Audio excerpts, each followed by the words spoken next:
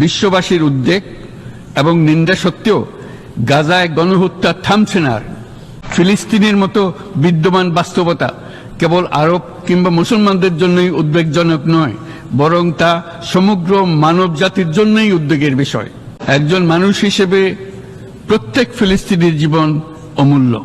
ফিলিস্তিনের জনগণের বিরুদ্ধে যে মানবতা বিরোধী অপরাধ হচ্ছে তার জন্য সংশ্লিষ্ট সকলকে দায়বদ্ধ করতে হবে।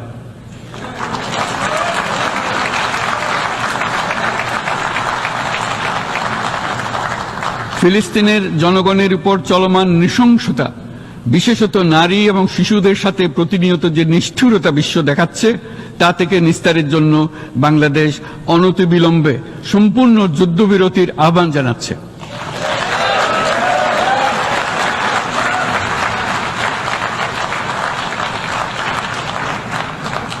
দ্বিরাষ্ট্রভিত্তিক সমাধানেই মধ্যপ্রাচ্যে টেকসই শান্তি আনতে পারবে।